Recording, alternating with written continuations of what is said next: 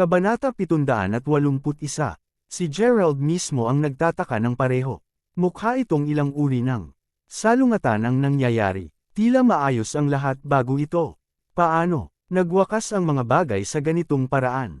Habang nakatitig si Gerald sa tanawin na naguguluhan, nakikita niya ang isang babaeng nasa hustong gulang na nakaluhod sa loob ng karamihan ng tao. Ang mga miyembro ng mga pamilyang kaakibat ng Fendersons ay tila napuno ng galit at maging si Lord Fenderson mismo ay nagkaroon ng pangit na ekspresyon sa kanyang mukha. Siya na ang kasambahay ng makasalanan na iyon mula pa noon. Bilasan mo at sabihin sa amin kung nasaan si Zara ngayon. Kung sasabihin mo ang totoo, isasaalang-alang namin ang pagtitipid sa iyo. Panipi, tandaan, ang Crawfords at ang Fendersons ay nakipaglaban lamang noon dahil sa kanya. Kami, ang mga kaakibat na pamilya, ang nakaranas ng pinakamaraming pagkalugi dahil sa labanang iyon. Kaawa-awa ang aking anak sa paglaki sa gulo dahil sa kanya. Lord Fenderson, kung itinatago mo si Zara kahit saan, hinihiling namin na ibigay mo sa amin. Panipi, tama iyan. Ibigay mo siya upang makapagbigay ka ng account sa aming mga pamilya. Panipi, marami sa mga kaanib na miyembro ng pamilya ay natipon ngayon sa paligid ni Lord Fenderson na hinihingi si Zara. Si Noe mismo ay nanunuya sa gilid. Ang labanan ay nagsimula ng sawayin ni Bryson si Noe sa publiko sa pag-anyaya sa Long habang hindi muna humihingi ng pahintulot. Bilang pagganti, pagkatapos ay isiniwalat ni Noe ang katotohanan.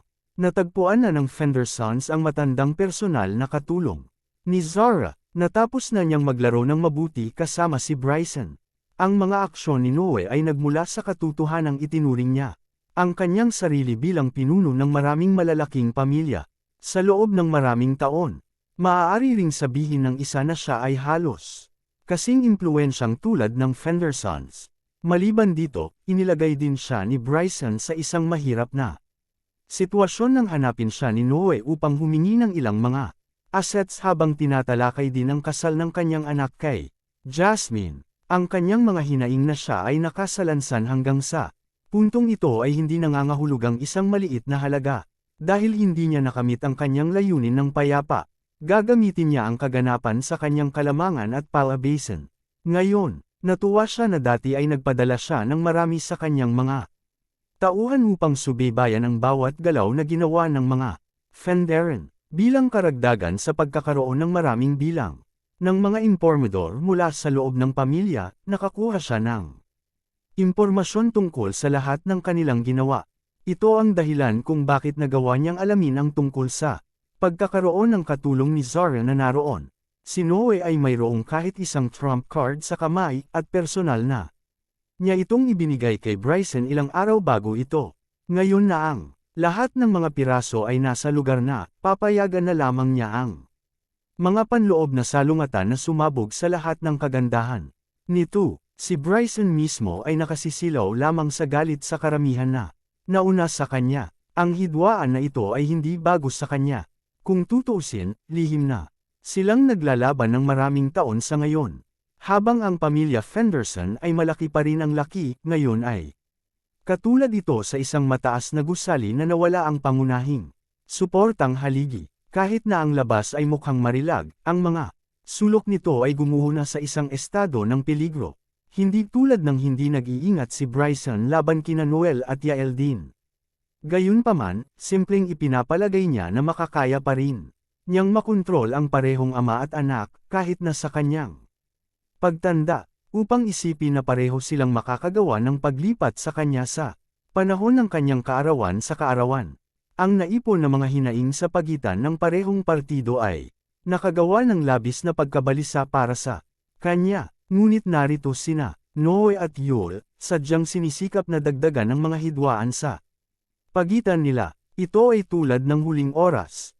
Kung hindi niya nais na kalmado at palayain ang mga kaanib na pamilya noon, hindi niya kailanman handang putulin ang kanyang relasyon sa kanyang sariling anak na babae. 8 taong kaarawan ng aking lolo ngayon. Narito ba kayong lahat upang ipagdiwang ito o nagpunta kayo rito upang lamang pintasan at tanungin siya? Malamig na sabi ni Jasmine. Jasmine, habang natural na masaya kami na kaarawan ni Lord Fenderson ngayon, ang aming mga pamilya ay nawala na ng napakaraming kamag-anak noon. Mahigit 20 taon na ang nakalilipas mula nang sinabi sa amin ni Lord Fenderson na magbabayad siya para sa aming pagkalugi at magbigay din ng isang makatuwirang paliwanag sa lahat ng aming pamilya. Gayunpaman, kahit na sa lahat ng oras na ito, hindi niya rin kami hahayaang masulyapan si Zora, ang babaeng naging sanhi ng lahat ng kaguluhan noon. Panipi, ang natanggap lamang na mga bayad, ay ilang mga walang kabuluhang mga assets at pag-aari. Kumusta naman ang makatuwirang paliwanag na ipinangako sa atin?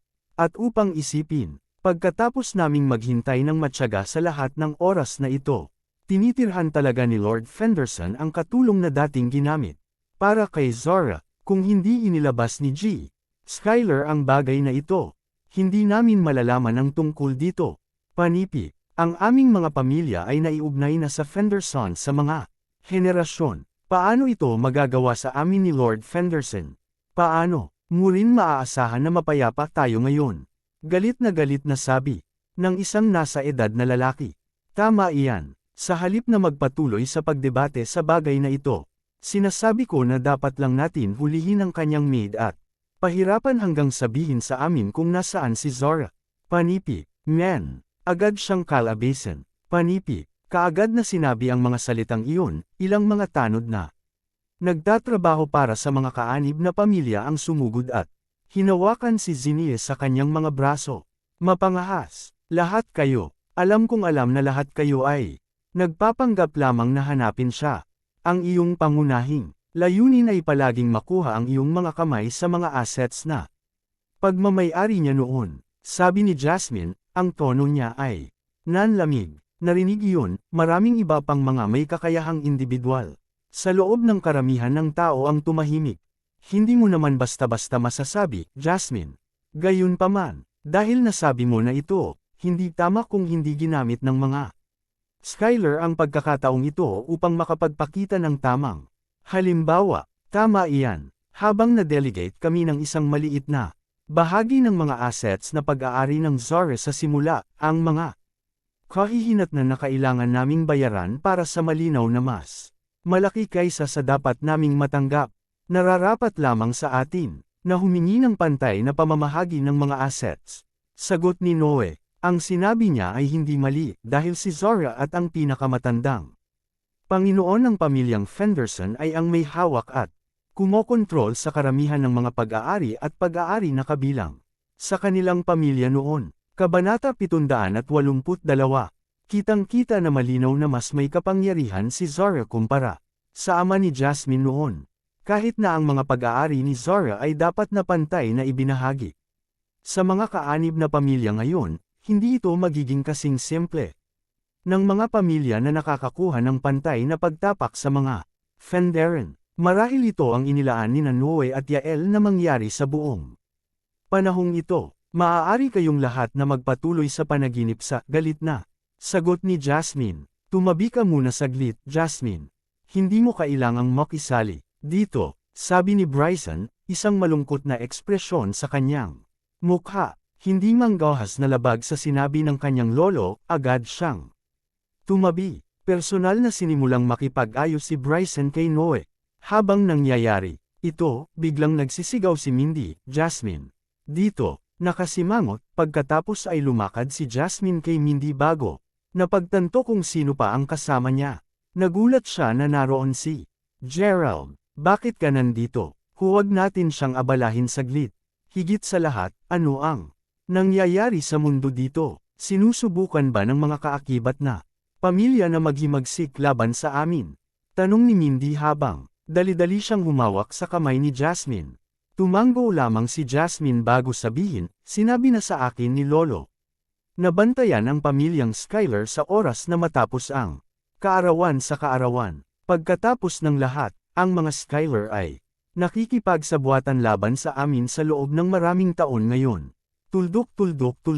Panipi. Matapos huminto ng sandali upang tingnan si Gerald, pagkatapos ay nagpatuloy siya, hindi katakataka na naglakas loob siyang magdemand. Nang dumating siya para hanapin si Lolo ngayong umaga. Panipi, ha, anong uri ng mga hinihingi? O teka, ito ay dapat na isang panukala para magpakasal kayo ni Yael, di ba? Tanong ni Mindy. Bilang tugon, nagbigay ng simpleng tango si Jasmine. Paf, naghangad ba talaga siya para sa isang bagay na malinaw na hindi niya karapat-dapat? Dapat tinanggihan kaagad ni Lolo ang kanyang panukala, tama ba? Paano siya tinanggihan ni Lolo kahit papaano upang makakuha siya ng labis na lakas ng loob? Parang desperado talaga siya. Panipi, ako, kaya tinanggap niya ang pagtanggi sa sandaling malaman niya na nakagapos ako sa isang kasunduan sa kasal na nagawa mula noong bata pa ako, sagot ni Jasmine sa isang malambing na boses, habang ang mukha nito ay nagsimulang mamula ng bahagya. Ha, ano, kanino bakit hindi ko pa naririnig ito dati? Panipi, basta, kalimutan ito sa ngayon. Ayoko nang pag-usapan ang tungkol dito, sagot ni Jasmine habang umiling. Upang maalis ang isip niya sa mga bagay, nakatuon siya sa eksenang nagaganap sa pagitan ni Noe at ng kanyang lolo. Magtatapat ako sa iyo, Lord Fenderson. Ako ay naging mahinahon at maawain sa iyo. Hanggat handa kang ibigay sa amin ang kabayaran na nararapat na karapat-dapat sa amin, tiyak na ipagpapatuloy namin ang pagsunod sa mga Fenderan sa buong puso namin sa hinaharap. Kung sa bagay, hindi talaga kinakailangan para mailantad ko ang lahat dito, hindi ba ako tama? Sabi ni Noe habang nagtatawanan. Agad na pinagtagpi ng masikip ni Bryson ang kanyang mga alis nang marinig iyon. Sa wakas na intindihan ni Bryson kung bakit si Noe ay may biglaang pagbabago ng karakter noong sinabi sa kanya ni Noe na nagawa niyang hanapin ang anak na babae ni Zora. Upang isipin na sa una, ay naisip ni Bryson na sa wakas ay nabago ni Noe ang isang bagong dahon. Ang lahat ay bahagi lamang ng kanyang grand scheme. Si Bryson ay nasa gulo na ito dahil nahulog siya sa panloloko ni Bryson. Naging pabaya siya dahil sa pagmamahal niya sa kanyang anak na babae. Gayunpaman, sa pagtatapos ng araw, ang mas matandang isang tao ay mas matalino na gusto niya. Si Bryson ay walang alinlangan na gumawa ng labis na pag-iingat at mga hakbang sa seguridad sakaling harapin ang ganoong sitwasyon. Hahaha, wala akong ideya kung ano ang pinapahiwatig mo, Noe. Habang totoo na nahanap ko si Zinnia, dinala ko lang siya upang tanungin siya tungkol sa kinaroroonan ni Zora. Nakalulungkot, wala talagang alam si Zinnia. Paimpol kong kinuha siya mula sa hindi ko maisip ang pag-iwanan sa kanya na gumala-gala sa labas ng mag-isa. Ngayong nilinaw ko na ang aking sarili, ano pa ang nais mong pag-usapan? Mahinahon na sagot ni Bryson. Ganoon ba? Hahaha, talagang hinahangaan kita, Lord Fenderson. Gayunpaman, hindi nito ipinaliwanag ang magandang batang babae sa kotse na sumusubok na iwanan ang villa kaninang umaga. Ito ay isang pagkakataon din na ang aking mga nasasakupan ay pinamamahalaang upang mahuli ang isang sulyap sa kanya. Kasunod, na pinipigilan siyang umalis. G. Lambert at G. Wellington, nais mo bang malaman kung gaano kaganda ang batang babae na iyon? Aba, napakaganda niya na kamukha niya talaga si Zora.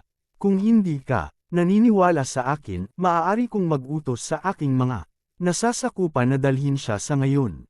Sabi ni Noe habang tumatawa. Panipi tuldok. Ikaw, tinanggal mo si Keita? Tanong ni Bryson, tuluyang nawawala ang cool niya habang ang katawan niya ay nagsimulang manginig ng hindi mapigilan. Kaya ang pangalan niya ay Keita. Tumanggi siyang sabihin sa akin. Nang tinanong ko siya para dito. Anuman, lahat ng iba ay magkakaroon na ng kanilang pagkakataon na tanungin siya. Ang pagpasok sa kanya, mga kalalakihan. Sigaw ni Noe. Kabanata 783. Nang marinig ang utos ni Noe, ilang lalaki ang sumulong. Kinaladkad ang isang batang babae. Ibinaba ang kanyang ulo at ang kanyang bibig ay nakasara ng masikip. Gayunpaman, ang kanyang hitsura lamang ay sapat na upang magulat ang lahat ng naruroon. Siya, kamukhang kamukha niya. Tama iyan. Halos naisip ko na siya ay mas bata sa Zora. Panipi, lahat tayo niloko. Dapat alam na ni Lord Fenderson ang tungkol sa kinaroroonan ni Zora noong unang panahon. Gayunman ay iniwan Niya ang lahat sa amin nakaakibat na mga pamilya sa dilim na sadya. Panipi, habang ang madla ay nagsimulang talakayin ng malakas, si Kate mismo ay nagbigay ng labis na pangit na ekspresyon sa kanyang mukha, kung sabagay, siya ay nasaktan ng pisikal at ang kanyang katawan ay kasalukuyang nakakaramdam ng sobrang hina. Ito, anak talaga ng tita ko. Kaya pala natagpuan na ng lolo ang anak na babae ng tiya, sabi ni Jasmine. Kate, sigaw ni Bryson, isang mahigpit na ekspresyon ng mukha niya. Una niyang inayos ang isang tao upang palihim na palayasin si Kate kaninang umaga. Hindi niya alam na magkakaroon ng isang snitch na nagtatrabaho para sa pamilyang Skyler. Ang kasalukuyang tagpo ay isang resulta ng kaya, Panginoon Fenderson, nasa amin na ngayon ang lahat ng kinakailangang mga saksi at ebidensya. Ano pa ang sasabihin mo? Para sa iyong sarili, hinihiling namin na ibigay sa amin si Zora sa lalong madaling panahon. Panipi, ang lahat ng mga panauhin ay nagtitipon ngayon sa paligid ni Bryson, galit na nakatingin sa kanya. Si Bryson ay nasa isang kumpletong pagkawala ng mga salita, isang tense na ekspresyon sa kanyang mukha, habang totoong nais niyang isave ang Kate matapos harapin ang lahat ng mga panukala mula sa pamilyang Skyler. Wala siyang totoong pagpipilian kundi ang magbigay ng paliwanag sa lahat ng iba pang kaakibat na pamilya. Habang nagtataka siya kung paano haharapin ang problema, biglang tumawag ang isang boses mula sa likuran ng lahat. Hoy ngayon, bakit lahat kayo nakakaabala sa mga Fenderen? Narito, ako, alam mo, Panipi. Paglingon upang makita kung sino ang sumigaw, lahat ay nakakita ng isang babaeng naglalakad papunta sa kanila mula sa labas. Ha? Sino sa lupa yan? Paano siya nakapasok? Panipi. Oh God, tingnan mo lang ang mukha niya. Napakapangit. Panipi. Hindi ko na matuloy ang pagtingin sa kanya. Nararamdaman ko na ang mga goosebumps sa aking balat. Habang palakas ng palakas ang gulo, sa wakas ay nakatingin si Xavier sa babaeng pinag-uusapan. Ang mga mata nito ay kanina pa nakatuon kay Kate. Kung sabagay, pamilyar sa kanya ang dalaga. Pasimpleng hindi mailagay ni Xavier ang kanyang daliri sa kung saan niya ito nakilala dati. Hindi alintana, hindi mapigilan ni Xavier na mapurol ang labisa. Pagkasuklom nang makita ang babaeng naglalakad papuntang Bryson, si Bryson mismo ay nanginginig na hindi mapigilan sa puntong ito.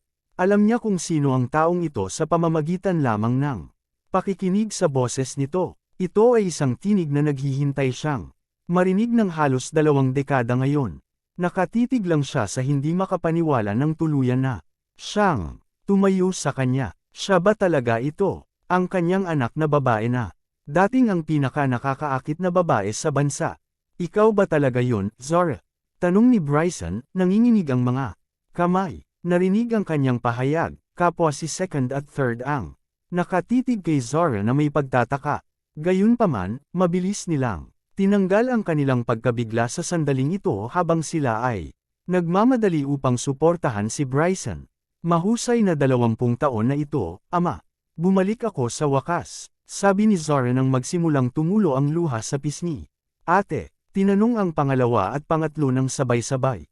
Habang nagpapalitan sila ng tingin sa isa't isa, pakiramdam na tulala.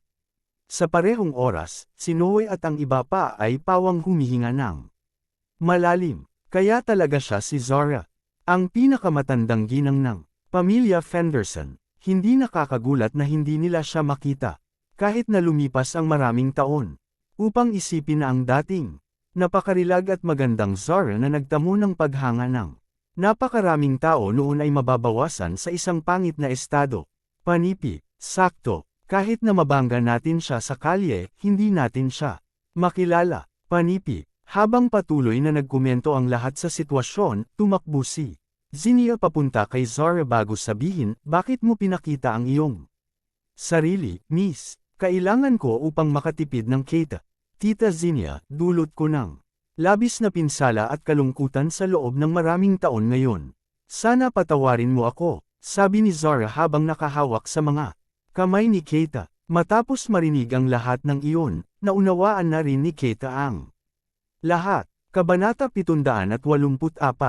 Kaya't kung bakit ganun ang pagmamahal sa kanya ni Tia Fenderson bago ito, Talaga bang siya ang ina na kanyang hinahanap? Sa buong panahong ito, isang cocktail ng komplikadong emosyon ang namumuo ngayon sa puso ni Keita, ni hindi niya alam kung dapat ba siyang mag-refer sa kanya bilang tiyahin o ina niya. Ang lahat ay may katuturan ngayon. Hindi nakakagulat na wala kaming makitang anumang mga pahiwatig tungkol sa aking tiyahin. Kahit na matapos ang mahabang pagsisiyasat, sabi ni Jasmine, hoy ngayon, hindi ito eksaktong pagsasama-sama ng pamilya, alam mo, dahil sa wakas ay napagpasyahan mong ipakita ang iyong sarili. Hindi mo ba kami bibigyan ng tamang paliwanag para sa lahat ng nangyari noon, Zora? Pagkatapos ng lahat, naghahanap kami para sa iyo sa loob ng 20 taon na ngayon at nasayang na namin ang sapat na oras at mga mapagkukunan upang mahanap ka. Lang, malamig na sagot ni Noe. Alam na alam ko kung ano ang nasa iyo, Noah Skyler. Hindi na, kailangan mong ipagpatuloy ang pag-blackmail sa pamilya. Fenderson, sasabihin ko ito ng malakas at malinaw ngayon. Ang mga assets at pag-aari na hinawakan ko ay hindi mapupunta sa iyo o alinman sa iba pang mga kaakibat na pamilya. At dahil pinagsisikapan mong hanapin ako, narito ako ngayon. Maaari akong umalis kasama ang natitira sa iyo at magagawa mo ang anumang nais mo sa akin noon. Ako ay ganap na magagamit mo. Pasiga na, sabi ni Zara. Narinig ito, galit na galit si Noe na para bang handa siyang sumabog. Anumang oras, upang isipin na kahit nahabulin siya ng mahabang panahon at itakda ang lahat na maging pabor sa kanya, ang kanyang biglaang muling paglitaw pagkatapos ng 20 taon ay ganap na. Nasira ang lahat ng kanyang mga plano. Ang mga bagay ay magiging perpektong nawala kung hindi lamang siya nagpakita ngayon. Ngayon, kahit na pinatay nila siya, hindi nila kailanman maaabot ang kanilang mga kamay sa alinman sa mga pag-aari. Ano nga ba ang punto ng paggawa niya ng lahat ng pagsusumikap at pagpaplano? Bago ito, mayroong kahit isang oras kung kailan niya pinlano na ilagay siya sa ilalim ng pag-aresto sa bahay sa sandaling natagpuan siya. Gayunpaman, hindi lamang niya mahanap siya kahit gaano pa siya kahanap. Sa pag-iisip tungkol dito, kumilos siya tulad ng isang tikang time bomb, upang isipin na ang bomba ay sumabog sa panahon ng isang kritikal na sandali. Si Noe at ang iba pa ay nasa isang kumpletong pagkawala ng kung ano ang susunod na gawin. Panipi tuldok. Kung sa tingin mo ay lumalayo ka ng walang Scott pagkatapos ng lahat ng iyong nagawa, maaari kang managinip. Mga lalaki, dalhin mo siya sa amin, tama ka agad. Sumigaw ng isa sa maraming mga ulo ng iba pang mga kaanib na pamilya sa parehong galit at kahihiyan. Tulad ng ihihinto na sila ni Bryson, isang mayordoma na may labis na pagkabalisan na ekspresyon ng mukha ang tumakbo papunta sa kanya. Sa pagitan ng pantalon, sinabi ng mayordoma, Lord Fenderson, may nagpadala sa iyo ng isang regalo sa kaarawan sa labas. Ang regalo mismo ay mukhang malapit sa hindi mabibili ng presyo. Panipi, ano, sino ang nagpadala nito? Sabi ni Bryson habang nakatingin sa kinikilabutan na mayordoma. Lahat ng naimbitahan ni Bryson ay dapat na dumating sa ngayon. Alam ni Bryson kung gaano kalakas ang bawat pamilya sa ilalim niya. Sa pagkakaalam niya, wala sa kanila ang kayang ibigay sa kanya ang isang napakahalagang regalo, o hindi bababa sa iyon ang ipinapalagay niya mula sa paraan ng paglalarawan nito ng kanyang mayordoma. Gayunpaman, siya ay may dahilan upang maging mausisa dahil ang kanyang mayordoma ay hindi gulat na gulat kung ito ay isang ordinaryong regalo lamang. Sinabi ni Galpang, ang mayordoma, ang pinag-uusapan ay nagsabi na siya ay kaibigan mo mula sa pamilyang Crawford mula sa North Bay. Ano, ang mga Crawfords mula sa North Bay sinabi mo? Panipi, nanginginig na ng husto si Bryson kaya't maya-maya ay nahulog sa sahig ang kanyang naglakad na tungkod. Lahat ng iba pang naruroon ay pantay na gulat. Parehong alam ng mga Fenderan at lahat ng kanilang kaanib na pamilya ang Crawfords mula sa North Bay ng maayos.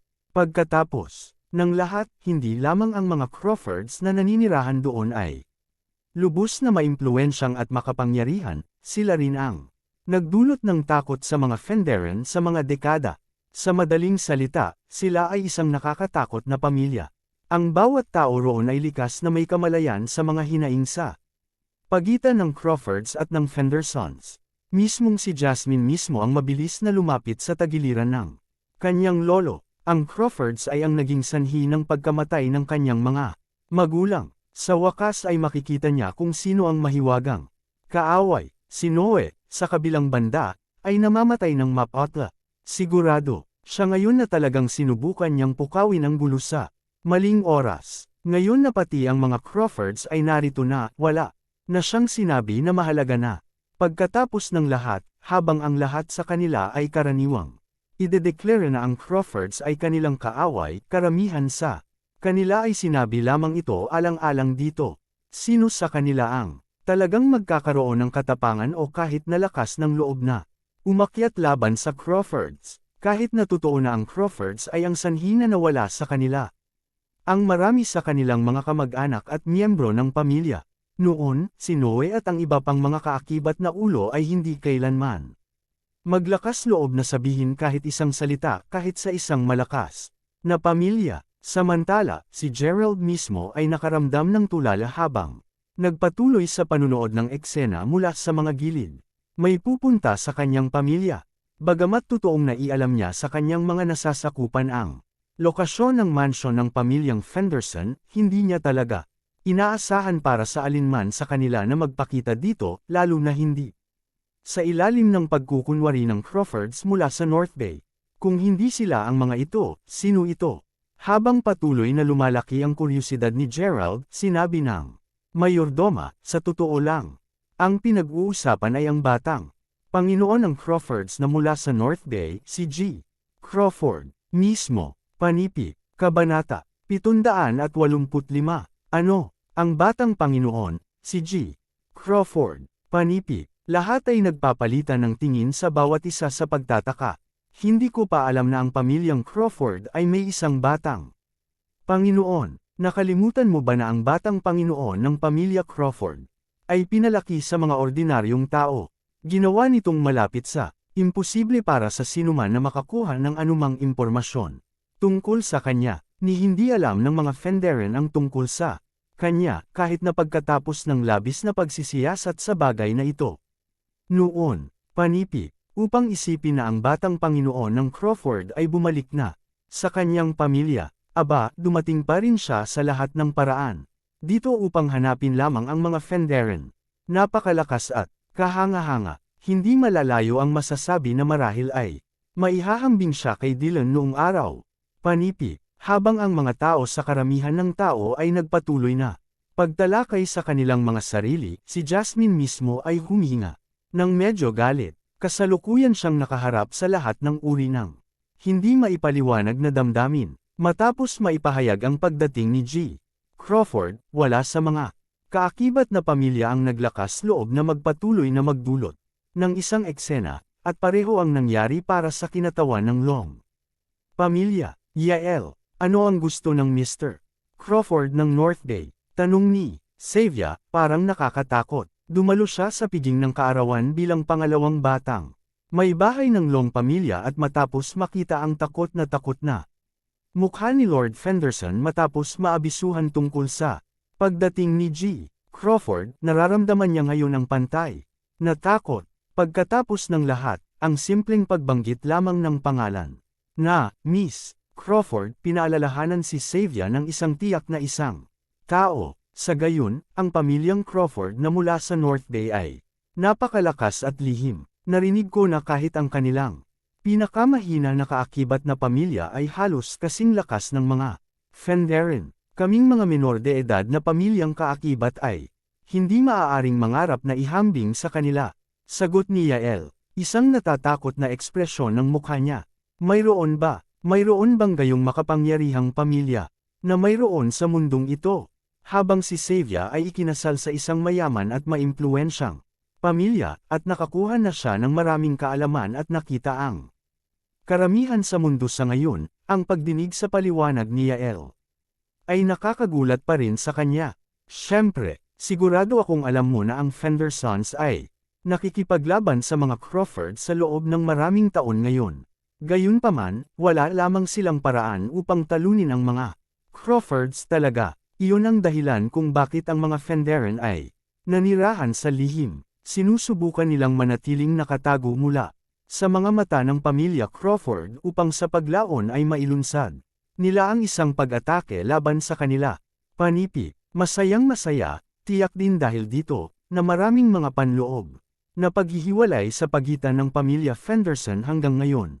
Ngayon na ang Crawfords ay nasa pintuan ng Fenderson, natural para sa Lord Fenderson na matakot. Sabi ni Yael bago huminga ng malalim. Kung gayon, ilan ang mga assets na pagmamay-ari ng pamilya Crawford? Tanong ni Xavier, ngayon ay mas nagulat pa kaysa dati. Hindi rin ako sigurado tungkol doon. Gayunpaman, narinig ko ang mga alingaw-ngaw na ang pamilya Crawford ay nagmamay-ari na ng kalahati ng yaman at mga mapagkukunan sa mundo. Panipi, nang marinig iyon, nanlaki ang mga mata ni Xavier na ang kanyang mga mata ay parang lalabas sa anumang sandali. Kalahati ng kayamanan at mapagkukunan sa mundo. Anong uri ng konsepto kahit na, sa dami ng kapangyarihan at impluwensyang iyon, anong uri ng tao? Si G. Crawford na mula sa North Bay, habang ang panauhin ay nagpatuloy sa pagpapalagay sa kanilang pagkalito, ilang batang babae ang nagsimulang ihatid kay Alice ang eksena habang sinasabi, Alice, halika't, pakinggan ito, tila ang isang makapangyarihang batang Panginoon ay malapit nang magpakita. Panipi, ha, gaano katindi ang pinag-uusapan natin dito? Nagtatakang tanong ni Alice. Alice, hindi mo pa ba nakikita kung gaano mapatla ang mga makapangyarihang figure dito nang marinig ang tungkol sa pagdating ni G. Crawford? Narinig kong nagmamay-ari siya ng kalahati ng yaman at mga mapagkukunan sa buong mundo. Isang hindi kapani-paniwalang pamilya ang mga Crawfords mula sa North Bay, tuwang-tuwa na sabi ng mga batang babae. Ang kanilang reaksyon ay inaasahan dahil ang mga batang babae ay karaniwang nagaganyak na pag-usapan ang tungkol sa mayaman at guwapong mga lalaki. Ano pa, ang matugunan ng isang kamangha-manghang batang master ay isang kasiya siyang sorpresa para sa kanila. Habang nahihilo sila sa kaguluhan, si Alice mismo ang agad na nagtakip ng kanyang bibig, nararamdaman ang biglang pagkabalisa. At kaba, tiyang batang Panginoon, sinabi mo ang pangalan ng batang Panginoon ay si G. Crawford. Si Alice ay nakakaramdam ngayon ng labis na kakulangan sa ginhawa sa kanyang puso, kung sabagay, nakita na niya ang mga totoong kakayahan ni Gerald bago ito. May kamalayan din siya na ang kanyang kapatid na babae ay may napakalawak na mapagkukunan at mga kakayahan sa pananalapi. Hindi lang iyon, ang bahay ng kanyang kapatid ay nasa North Bay din. Ang mga Crawfords mula sa North Bay. Talaga bang nararamdaman ni Alice ang paglakas ng paghinga niya sa segundo? Kung totoo ang sinabi ng kanyang mga kaibigan, sa totoo lang nais lang ni Alice na mamatay sa lugar, doon at pagkatapos. Kung sabagay, dahil siya ang tumanggi sa kanya, kung si Gerald ay isang ordinaryong mayaman lamang, pinipilit lang ni Alice na magpatuloy at ipagpatuloy ang pamumuhay nang wala siya. Gayunpaman, paano niya tatanggapin na kung si Gerald ay tunay na napakahusay na mayamang tagapagmana? Nandito na sila, sumigaw ng isang tao na naging sanhi ng magulong kapaligiran mula kanina upang agad na tumahimik. Ang bawat isa ay naghihintay ngayon sa pagkabalisa, ang kanilang mga mata ay nakabalot sa pasukan. Hindi masyadong nagtagal, halos 100 kalalakihan na nakasuot ng itim ang nagsimulang lumapit sa pasukan ng maayos. At maayos, ang taong namumuno sa pangkat ay tila isang matandang lalaki na mukhang nasa 60 taon. Sa tabi niya ay isang bata, formal na bihis na lalaki na mukhang nasa edad 22. Ang kanyang mga mata ay medyo bidi at siya ay medyo sa chubbuilding bahagi. Si G. Crawford ba iyon? Kabanata 786. Oo, dapat siya iyon. Habang ang dami ng tao ay nagbubuwal, hindi man lamang nangangahas na magsalita ng malakas, ang bagong grupo ng mga tao ay nagpatuloy sa paglalakad pasulong hanggang sa harap mismo nila Bryson. Ang bawat tao sa pangkat na iyon ay naglabas ng pantay na malakas na aura. Ikaw ba yan, Finn?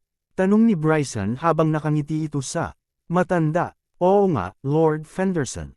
Matagal-tagal na rin mula ng huli Kaming magkita, nagtitiwala ako na naging maayos ka simula noon. Sagot ni Finn na may bahagyang ngiti. Meron akong, pa rin, sa lahat ng mga taon. Nawala na tulad nito, upang isipin na ang batang lalaki na laging dumidikit kay Daryl ay isang matanda na, kung hindi dahil sa iyong hindi nagbabago. Matalim na tulad ng dati mong mga mata, hindi kita makilala talaga. Napakahaba talaga nito, sinabi ni Bryson, ang kanyang tono ay may bahid ng panghihinayang habang naaalala niya. Kung sa bagay, noong araw, si Bryson at Daryl ay napakalapit na. Kahit na isaalang-alang nilang magkapatid. Ang matandang lalaki na, ngayon ay nakatayo sa harap niya ay nagpunta sa pangalang Finn. At dati siyang nasasakop ni Daryl noon. Gayunpaman, ang oras ay naghihintay para sa wala at ang mga bagay ay ganap na naiiba. Ngayon, isang mahabang panahon talaga, isang kalmadong ngiti ang nasa mukha ni Finn nang sabihin niya. Iyon, habang nasa kanilang mga ugat, mayroon pa ring mga hinaing. Sa pagitan ng mga Crawfords at ng Fendersons, hindi alintana kung nakikipagkumpetensya pa rin sila sa isa't isa sa lihim o hindi. Kailangan pa rin nilang tretuhin ang bawat isa ng may paggalang. Tungkol naman sa Miss, nakatayo si Crawford sa tabi ni Finn. Mukhang wala siyang pakialam habang iniskan niya ang lugar. Gayunpaman, nagbago ang kanyang kilos sa sandaling ang kanyang titig ay nahulog sa isang taong nakatayo sa loob ng karamihan ng tao. Ha, ikaw, kaya ikaw ang dumating. Ang babaeng nagsalita ng sabay kay Miss. Ang Crawford ay walang iba kundi ang Xavier, habang malinaw na nagulat siya nang makita si Xavier doon, mas namangha si Xavier. Pagkatapos ng lahat, nakilala niya at nakipag-usap. Sa taong ito dati, hindi siya si G. Crawford, ang binata na may mga mata na BDI. Ang godbrother ni Gerald, Yule, ang anak ng pinakamayamang tao sa county ng estado. Bakit siya nandito? Bagaman hindi si Gerald, nagsimula pa ring pakiramdam ni Xavier na hindi maipaliwanag ang kaba sa sandaling iyon. Hindi ba ikaw ang batang Panginoon ng pamilya Holden? Bakit ka binigyan ng titulong G. Crawford mula sa North Bay? Tanong ni Xavier, medyo namutla ang mukha. Narinig iyon, nagulat si Jasmine. Pagkatapos ng lahat, ng una niyang marinig na siya ay si G. Crawford, iniisip niya kung ito ang isa na kinakasal na kontrata niyang pakasalan. Bilang ito ay naging, siya ay hindi, o hindi bababa sa kung ano ang sinabi ni Xavier. Medyo nahihiya pagkatapos niyang sabihin iyon, pagkatapos ay sumagot si Yule, ngayon sino ang nagsabi na ako si G. Crawford, dito lang ako para sumali sa saya at tuwa. Panipi, teka, kaya kung hindi siya si G. Crawford, kung gayon nasaan ang tutuong? Nagulat ang lahat sa paglipas ng mga pangyayari. Hahaha, mukhang gumawa kami ng isang totoong kalokohan sa ating sarili sa oras na ito. Hayaan mo akong magpaliwanag. Mayroong dalawang kadahilanan kung bakit narito kami ngayon. Ang una sa amin ay kumatawan sa G. Crawford at sa pamilyang Crawford upang ipakita sa iyo ang iyong regalo sa kaarawan. Pagkatapos ng lahat, sa loob ng maraming taon, kahit ang aming pamilya ay nagsisi sa ilang mga bagay na nangyari sa nakaraan. Kami ay may katuturan na makipag-usap sa Fendersons ng mahabang panahon ngayon, ngunit wala kaming naririnig na balita tungkol sa iyong pamilya sa buong mga taon. Sabi ni Finn habang ngumiti ng mahina. Hindi mag-alala, gayunpaman, Lord Fenderson. Hanggat ang pamilya Crawford ay nasa paligid, naniniwala ako na walang kahit sino ang maglakas loob na magdulot ng anumang kaguluhan para sa iyong kaarawan. Panipi, sa sandaling marinig iyon ni Noe at ng iba pa, naramdaman nila ang kanilang sariling umungok bago ang bawat isa ay humakbang pabalik. Tungkol naman sa pangalawang bagay, nais ng Crawfords na ibalik sa amin sina Miss Keita at Madam Zora. Pagkatapos ng lahat, ang Madam ay hipag ng pinuno ng pamilya Crawford. Si Miss Keita mismo ay miyembro ng pamilya Crawford. Naniniwala ako na ito ay kapwa na iintindihan at makatuwirang kahilingan, Lord Fenderson. Panipi, huminga ng malalim si Bryson nang marinig iyon. Kaya't ang mga bagay ay naka-advance na sa yugtong ito. Dahil ang pamilya Crawford ay talagang napunta dito, dapat na handa na sila sa pagbisita. Kahit na sinubukan ni Bryson ang pag-iisip at isinasaalang-alang ang pangkalahatang sitwasyon, sa huli, hindi niya alam kung ano ang sasabihin. Pagkatapos ng lahat, alam na ng Crawfords kung saan nakatira ang Fendersons, na nangangahulugang opisyal na silang madaling kapahamakan sa lahat ng oras. Gayunpaman, ang mga Fenderin mismo ay may hawak na isang card ng trumpo na napakahalaga kay Dylan. Dahil doon, naniniwala si Bryson na hindi susubukan ni Dylan na sumobra sa anumang oras. Sa lalong madaling panahon, ang kasalukuyang pinakamahusay na pagpipilian ng pagkilos ay para sa parehong partido upang makipag-ayos at pag-usapan ang mga bagay. Well, syempre ito, sagot ni Bryson sabay tango. Gayunpaman, tandaan na ang pamilya Fenderson ay dating nakasama sa Crawfords, Finn. Habang sinabi mo na ang batang Panginoon ng pamilyang Crawford ay nais na batiin ako ng isang maligayang kaarawan at ipagdiwang ang aking ika-80 taong kaarawan, tila wala siya. Habang nagpadala siya ng isang tao dito bilang kahalili niya, sa palagay ko hindi nito binibigyang katwiran ang pagbibigay ko sa aking anak na babae at apo sa mga Crawfords, sabi ni Bryson habang nakatingin kay Finn. Hahaha, ngayon sino ang nagsabi na wala ang aming batang Panginoon? Sa katunayan, nakarating na siya sa mansyon ng pamilya Fenderson isang araw ng maaga upang gawin ang lahat ng iyong mga paghahanda sa kaarawan, Lord Fenderson. Sagot ni Finn, habang tumatawa. Ano ang ibig mong sabihin na dumating na si G. Crawford? Nagtatakang sagot ni Bryson. Ginoo, nandito na si Crawford. Nasaan na siya? Ang lahat ay pantay na namangha. Kabanata 787. Si Finn mismo ay nagsimulang mag-scan sa karamihan ng tao sa oras na iyon. Ayon sa sinabi ni G. Zarter, dumating na si G. Crawford. Noon, lahat ay nagpapalitan ng tingin sa isa't isa. Nako, hindi ko talaga inaasahan na pupunta dito si G. Crawford. Bakit hindi ko namalayan ang anuman sa lahat? Nagulat na tono si Mindy. Hindi nakapagtataka kung bakit nais niyang makita si G. Crawford. Para sa kanyang sarili. Kung sabagay, siya ang dahilan kung bakit hindi man lang sila ni Jasmine umalis sa kanilang bahay noong sila ay bata pa, kahit na ang mga kilalang tao na nakahawak pa rin kay Gerald ay tuwang-tuwa na sa paligid, habang sigurado sila na ang tunay na makilala ang isang tao na may mataas na katayuan bilang G. Crawford ay ganap na wala sa tanong, isang pagkakataon na makita kung ano ang hitsura ng isang tunay na marangal na mayamang tagapagmana tulad niya ang magiging pangalawang pinakamahusay na bagay. Ang kakayahang gawin iyon ay gagawing pakiramdam ng buong paglalakbay na sulit. Pinapanood ang eksena na nakalantad sa harapan niya, napailing lang si Gerald sa kanyang mukha na may isang malaswang ngiti sa kanyang mukha. Dahil ang mga bagay ay naging ganito, imposible para sa kanya na ipagpatuloy ang pagpapanatili ng isang mababang profile. Sa kanyang paunang plano, sinabi lamang ni Gerald kay Barry na lumikha ng isang abala sa labas. Hindi niya alam na nalaman ng kanyang ama ang tungkol sa misyon. Bilang isang resulta, ang kanyang ama ay nagpadala ng ilang mga tao mula sa pamilya Crawford mula sa North Bay. Sa totoo lang, si Gerald mismo ay hindi talaga lubos na naintindihan ang lahat ng kasalukuyang nangyayari. Gayunpaman, ito ay talagang isang magandang hakbang para sa kanyang pamilya na magpadala ng ilang mga kalalakihan. Dahil ang mga bagay ay naging ganito, sa isang paraan, kumpleto na ang kanyang gawain. Naintindihan iyon, saka tumayo si Gerald.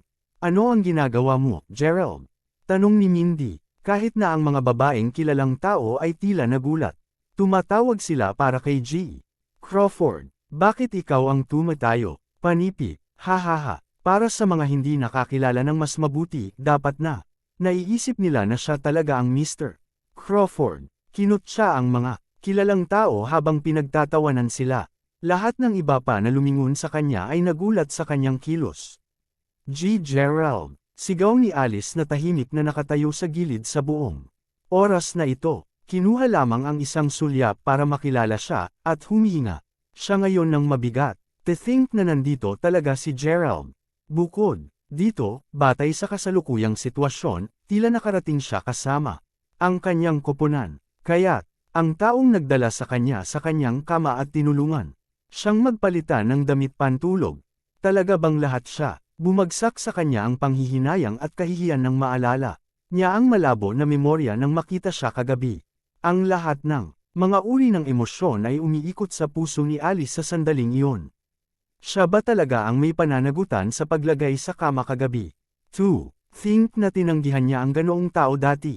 Si Xavier mismo ay nakatingin kay Gerald na malapad ang mata at sa hindi makapaniwala, mukhang takot na takot.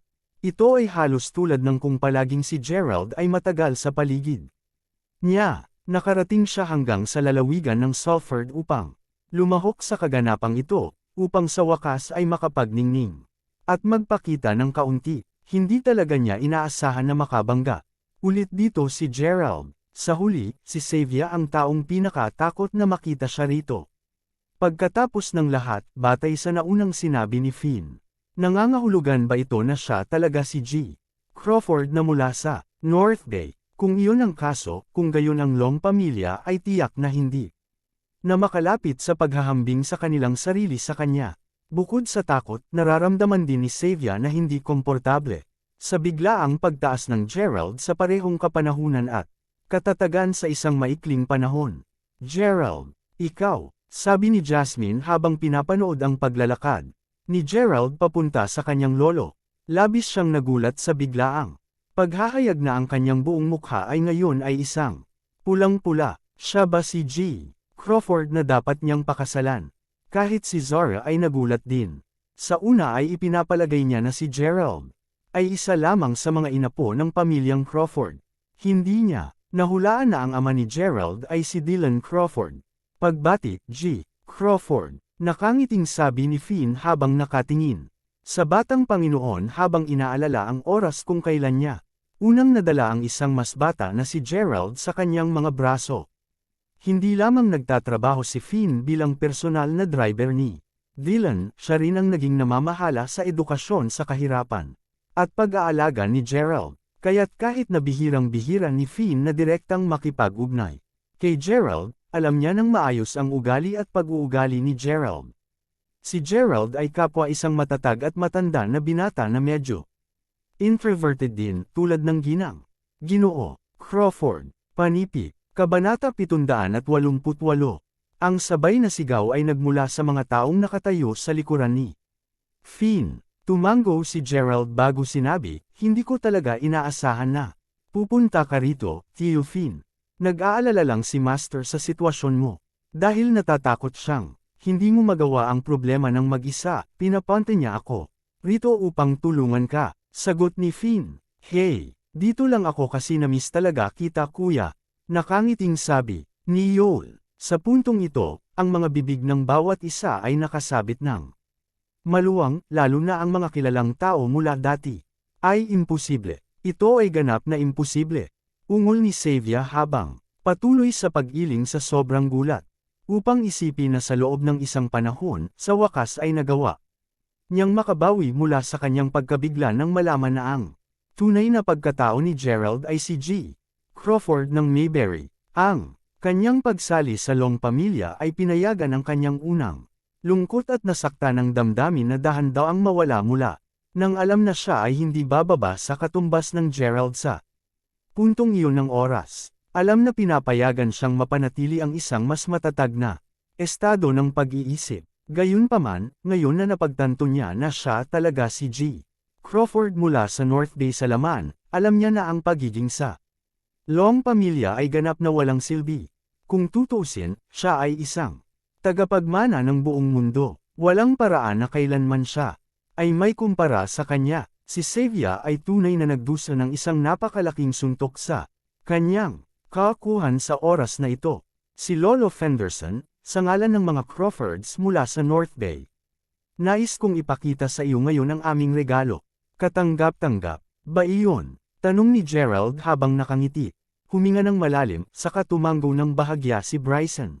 Si Mindy mismo ay tumakbo papunta sa tagiliran ni Jasmine bago sinabi, Jasmine, hindi ko talaga inasahan na si Gerald ay magiging. Tumango lamang si Jasmine bilang sagot habang namumula. Ni alinman sa kanila ay hindi maaaring asahan na si Gerald ay ang tunay na batang Panginoon ng pamilyang Crawford. Kasunod nito, naging maayos ang mga bagay.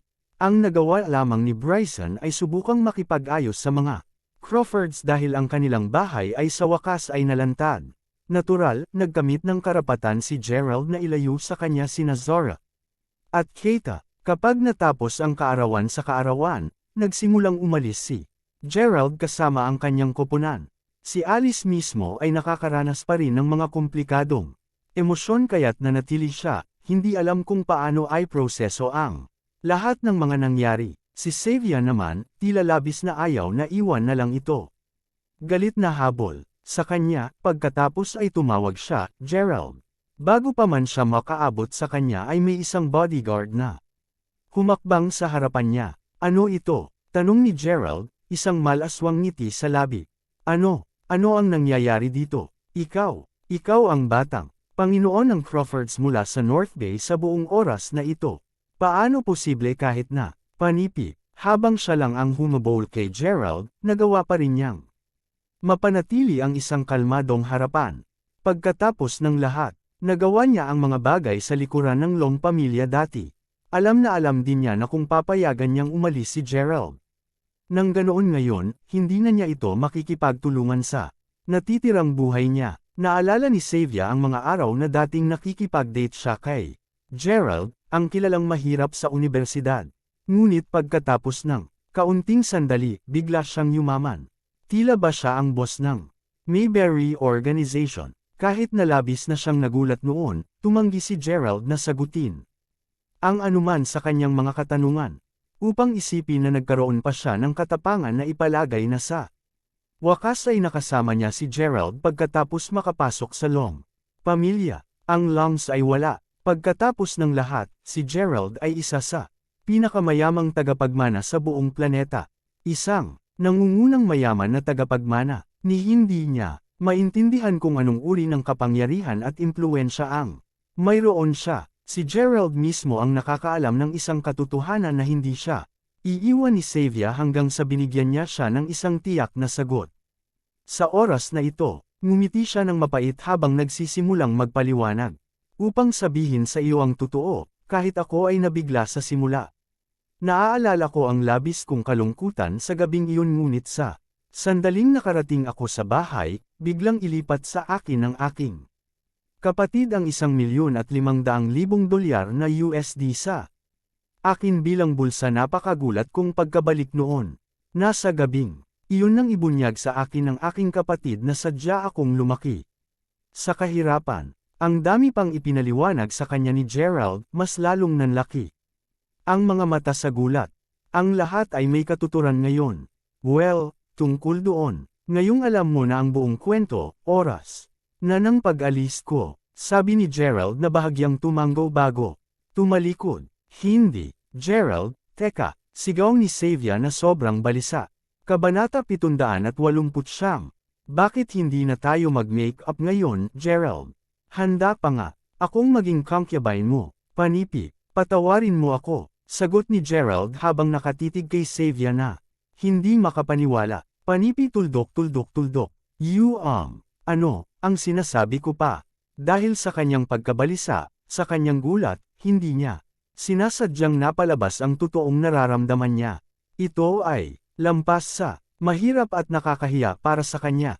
Ito ay walang katotohanan. Sabihin Gerald, magkaibigan pa rin tayo, tama. Panipi tuldok. Kung wala nang iba pa, aalis na ako, sabi ni Gerald habang siya ay lumingon upang umalis para sa mabuti, isang mapait na ngiti sa kanyang mukha. Ang kanyang relasyon kay Xavier ay walang anuman kundi isang bagay sa nakaraan ngayon, dahil wala na siyang nararamdamang para sa kanya, alam niyang pinakamahusay para sa kanya na huwag nang makisama kay Xavier. Ilang sandali matapos siyang sumakay sa kanyang kotse, nakatanggap siya ng isang tawag sa telepono galing kay Mila. Kahit na halos kalahating buwan na siyang hindi nakipag-ugnay sa kanya kay Mila, pinadalhan siya ng mensahe ni Gerald paminsan-minsan. Ano ito, Mila? Tanong ni Gerald habang nakangiti. Tapos na ba sa anumang ginagawa mo? Ganting tanong ni Mila. Sa buong panahon ng katahimikan ni Mila, patuloy na na-update siya ni Gerald sa mga balita patungkol sa kanyang sarili. Dahil doon, palaging alam ni Mila kung ano ang balak ni Gerald. Iyon ako. Babalik ako sa North Bay ngayon, ngunit bago iyon. Magtungo muna ako sa Hong Kong upang hanapin ka muna, sagot ni Gerald na nakangiti pa rin. Ayos lang. Kung pupunta ka, maaari ba tayong magkita bago? Bukas ng umaga, nangunguna ako sa isang koponan sa ekspedisyon. Sa ibang bansa para sa isang pakikipanayam bukas, ngunit nais pa rin kitang makilala. Ako, gusto talaga kitang makilala. Panipi, dahil siya ay nanatiling tahimik ng napakatagal, ni hindi man niya sinabi sa kanya ang anuman sa mga hinaing na pinagdaanan niya. Kung sa bagay, malinaw ang tinukoy ni Jessica. Noon, sinabi niya na si Mila ay hindi pinutol upang maging bahagi ng pamilyang Crawford, na ang relasyon nila ni Gerald ay hindi magtatagal. Kahit na sinabi ni Jessica, hanggat may isang pagkakataon na umiiral, handa si Mila na magsumikap upang maisagawa ito.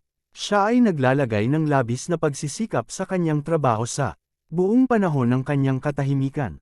Nais ni Rod na patunayan na hindi lamang siya asawa ng Trepeo, kundi pati na rin ng isang taong maaaring suportahan at talagang tulungan si Gerald sa hinaharap. Sa totoo lang dahil sa kanyang pagsusumikap ay nabigyan si Mila ng pagkakataong mamuno sa kanyang sariling koponan upang magsagawa ng panayam bukas. Gayunpaman, mas maraming pagsisikap na ginawa niya sa pagpapabuti ng kanyang sarili, mas natapos ni Mila na nawala si Gerald. Kaya ko yan. Makikipagkita ako sa iyo bukas. Panipi. Matapos makipagpalitan ng ilang mga salita, pareho silang nagbitin. Kumusta ang sitwasyon, Mila? Pupunta ba si Gerald? Tinanong si Molly at ang iba pa niyang mga kasama sa kwarto habang patuloy silang nagbalot ng mga bagay na kailangan nila para sa pakikipanayam. Karamihan sa kanyang mga kasama sa silid ay nakasulyap lamang. Kay Gerald nang hanapin nila siya kasama si Mila kalahating buwan. Bago ito, noon, alam lamang nila na siya ay isang mayamang tao mula sa Mayberry City. Gayunman, para kay Mila, hindi pa hanggang sa kamakailan lamang.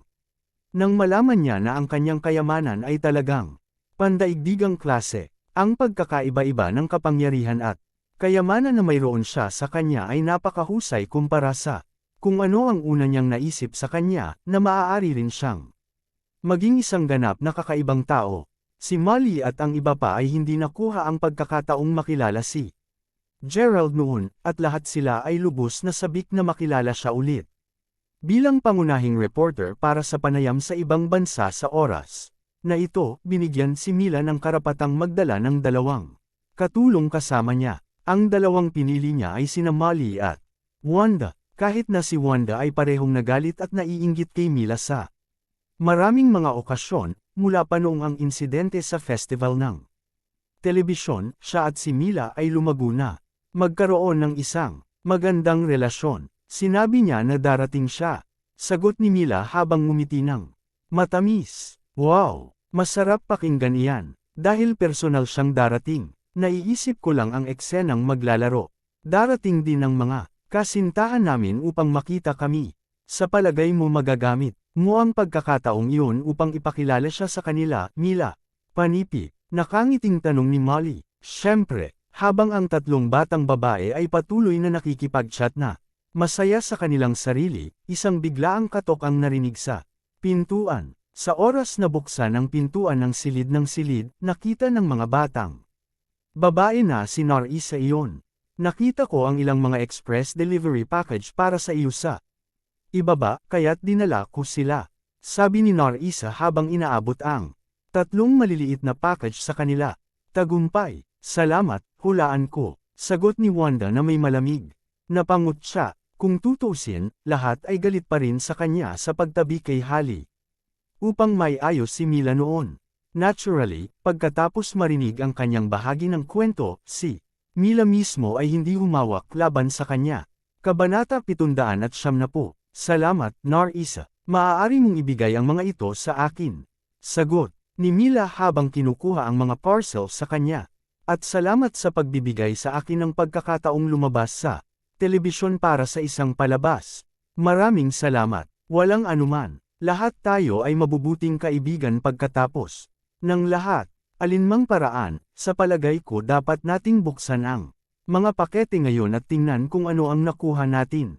Panipi, nakangiting sagot ni Mila, dahil nais ni Norisa na mapalapit muli kay Mila na natili siya upang panoorin ang pagbukas ng kanilang mga package.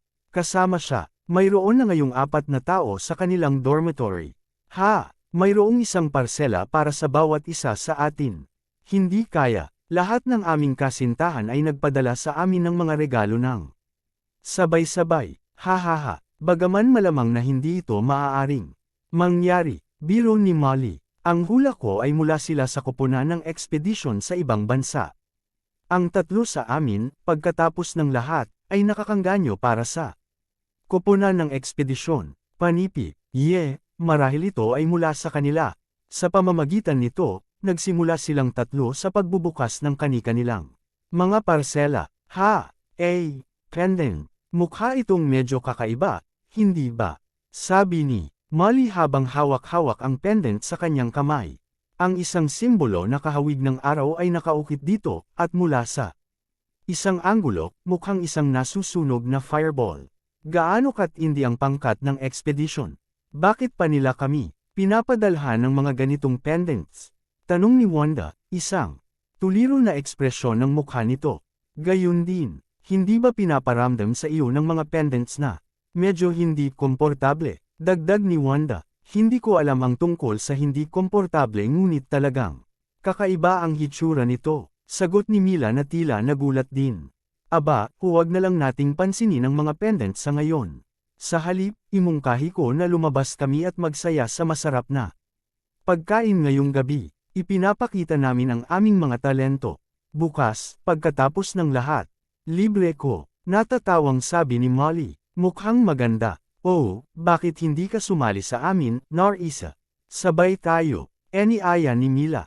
Habang tumanggo si Norisa bilang tugon, isang sasakyang panghimpapawid mula sa lalawigan ng Salford ang nagsimulang lumapag sa Hong Kong. Gabi na at gabi nang bumaba ang eroplano sa eroplano, naghihintay nasa kanila ang isang espesyal na kotse. Hindi nagtagal matapos ang grupo ay nahulog sa isang seaside hotel. Mawala, *H. Sigaw ng isang binata habang hinahampas ang pisngi ng isang batang babae. Napakalakas ng lakas na ginamit niya sa sampal niya kaya agad na nahulog sa lupa ang dalaga. *manit. Kaya bigla kang nagsimulang mag-isip tungkol sa akin. Pagkatapos ng lahat ng oras na ito, at sa palagay maaari mo lamang akong sundin sa lahat ng mga paraan dito upang hanapin ako. Pumunta sa impyerno. Ungol ng lalaki, sinipan ng husto ang tiyan ng dalaga habang nakahiga sa pasukan ng hotel. Sa sobrang sakit, ang nagagawa lamang ng batang babae ay ang baluktot sa lupa. Habang siya ay patuloy na sinasaktan siya, ang kanyang mga aksyon ay nakakuha ng pansin mula sa maraming tao na naghahanda na sumakay sa barko ng malapit. Kung hindi ako maintindihan ng aking bagong kasintahan, ihahagis kita sa dagat at hayaang magpakasaya sa iyo ang isda. Akmang hahampasin niya ulit ang dalaga, biglang nag-freeze ang binata nang maramdaman niyang may humawak ng mahigpit sa palso niya. Ikaw, sino ka? Galit na tanong ng lalaki. Sa halip na sagutin ay mas hinigpitan lamang ng ibang tao ang hawak sa palso ng binata. Hindi nagtagal bago hindi na makuha ng binata ang sakit at nagsimulang humingi ng awa. Scram! Sigaw ng ibang tao habang sinisipa ang binata sa isang malayong distansya. Nakikita ang pangkat ng mga kalalakihan na nakatayo sa likuran ng taong nakasakit sa palso, hindi siya naglakas loob na manatili pa at kaagad na tumakbo papasok sa hotel. Kapag nawala na siya, ang taong nagligtas sa batang babae ay naglupusay at inalalayan siya. Nang makita niya ang mukha nito, gayunpaman, agad siyang nagulat. Ikaw talaga. Nagtatakang sabi ng lalaki. Naramdaman niya na ang dalaga ay mukhang masyadong pamilyar. Nang una niya itong makita sa pasukan ng port kanina. Habang hindi niya balak na makagambala sa sitwasyon, nang makita niya kung gaano kalupitan ang pagtrato sa kanya ng lalaki, hindi niya lang matiis na pinapanood ang patuloy na pagpalo nito. Kahit na ang batang babae ay sinaktan ng matindi hanggang sa punto kung saan siya ay nagkaroon ng problema kahit na nakatayo sa kanyang sarili, sa sandaling nakita niya ang kanyang tagapagligtas, agad niyang naramdaman ang parehong nagulat at nagpapasalamat. Ikaw pala, Gerald, sigaw ng dalaga. Hanggang dito na lang ang ating kwento. Huwag kalimutan mag-like, share and follow for more story ng Ang Lihim na Mayaman.